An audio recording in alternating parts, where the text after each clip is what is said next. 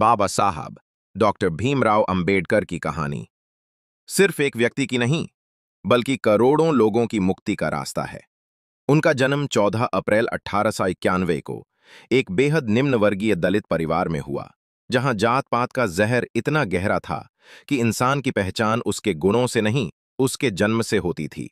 भीमराव एक ऐसे माहौल में पले बढ़े जहां उन्हें स्कूल में पानी पीने की इजाजत नहीं थी, कक्षा में बैठने की जगह नहीं थी और मास्टर जी तक उनकी किताबें छूने से कतराते थे। लेकिन उन्होंने कभी हार नहीं मानी। उनके भीतर जलता था एक ऐसा सपना, एक ऐसा भारत जहां इंसान को इंसान समझा जाए। भीमराव ने कठिन संघर्षों के बीच पढ़ाई जारी रखी। उन्होंने बॉम्बे यूनिवर्सिटी से ग्रेजुएशन किया, फिर अमेरिका की कोलंबिया यूनिवर्सिटी से पोस्ट ग्रेजुएशन और पीएचडी की, और इसके बाद लंदन से कानून की डिग्री हासिल की। उन्होंने अपने जीवन में जो सबसे बड़ा सबक सीखा था, वो ये था कि शिक्षा ही सबसे बड़ा हथियार है।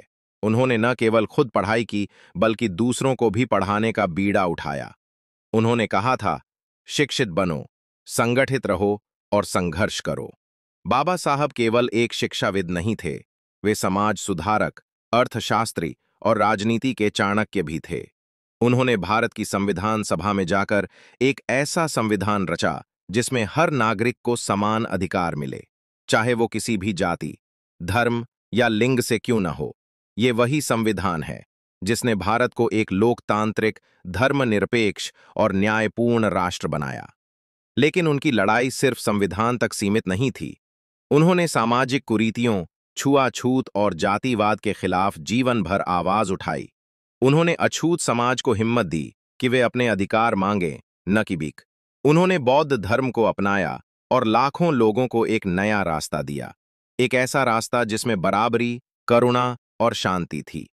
बाबा साहब की कहानी बताती है कि अगर इरादा सच्चा हो तो कोई भी दीवार इतनी ऊंची नहीं कि उसे फांदा न जा सके। उन्होंने अपने अकेलेपन को जनशक्ति में बदला, अपने दुख को दिशा में बदला और अपने सपनों को सच्चाई में।